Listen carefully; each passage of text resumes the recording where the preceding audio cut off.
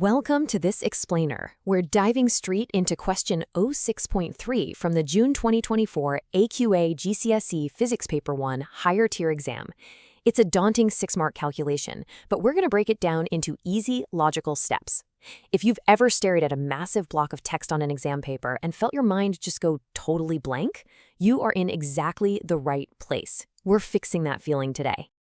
All right, let's look at this wall of text. It's telling us about a massive industrial storage tank and throws a total jumble of numbers at us. Volume, density, specific heat capacity, temperatures, and then casually says, calculate the energy transferred. Oh, and put it in standard form just for good measure. It's completely normal to feel overwhelmed when you see this, but we're going to treat it like a puzzle. Deconstructing the structure is exactly how top-tier students secure full marks, and by the end of this, you will too. Because honestly, the real challenge here isn't the math itself, it's the cognitive overload. Our brains just aren't wired to hold 6 different numbers and a dense paragraph of context all at once. So how do we actually extract maximum marks without getting bogged down before we even grab a calculator? Well, the absolute first move for any problem solver is structure. We've got to systematically extract the data. So here is our attack plan. First, decoding the prompt. Then, step 1. Calculating mass. Step 2, finding the temperature change. Step 3, solving for energy. And finally, the full 6-mark breakdown. Let's get right into it. Starting with decoding the prompt and extracting our vital clues. By immediately isolating our volume, density, specific heat capacity, and those initial and final temperatures, we instantly lower the pressure.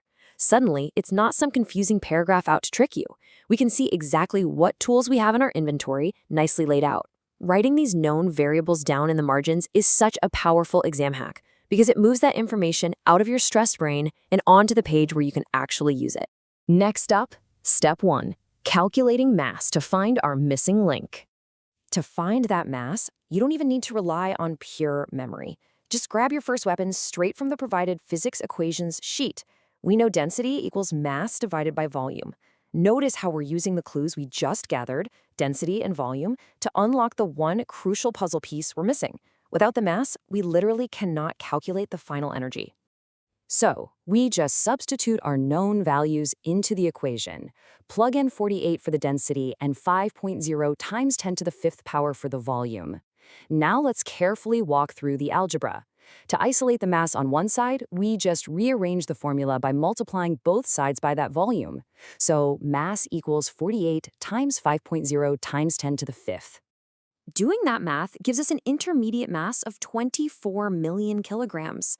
Now, it's super common for students to hit a number this massive and immediately second-guess themselves. Don't let it shake your confidence. Think about the context here. We're talking about an industrial-scale compressed air storage tank. So a mass of 24 million kilograms, that makes perfect sense in the real world. Moving on to step 2, temperature change, bridging the gap to our final equation. Now listen, this is where so many students lose a careless, totally avoidable mark. The trap is grabbing that final temperature and just tossing it directly into the energy equation.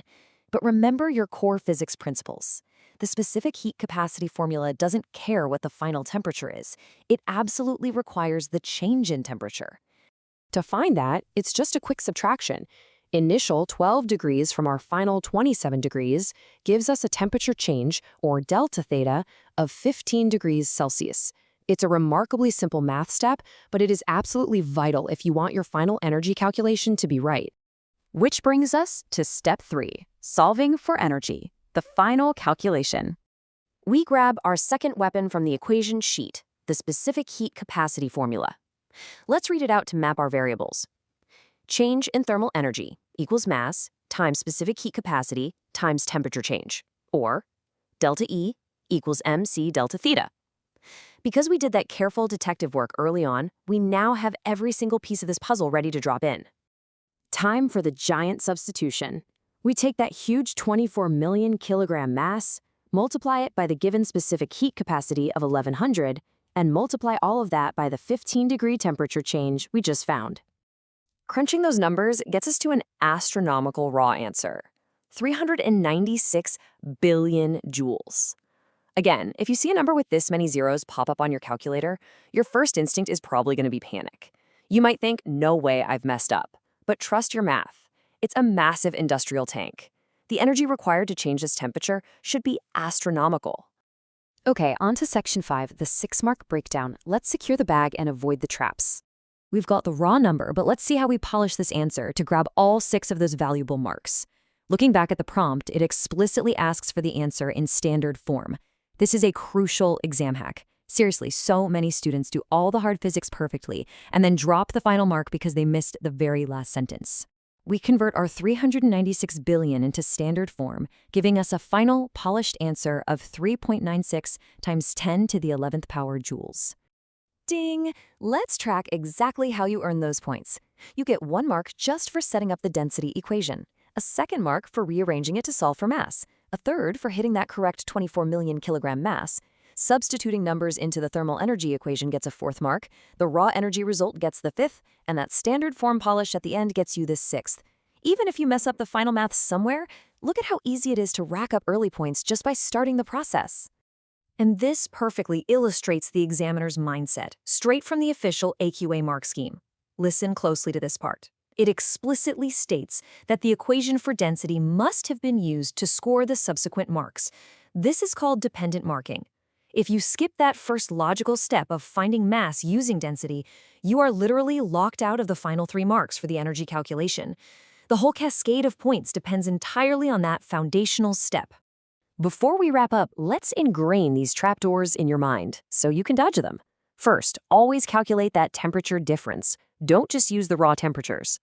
Second, remember density is your required gateway to finding mass in these big-scale problems.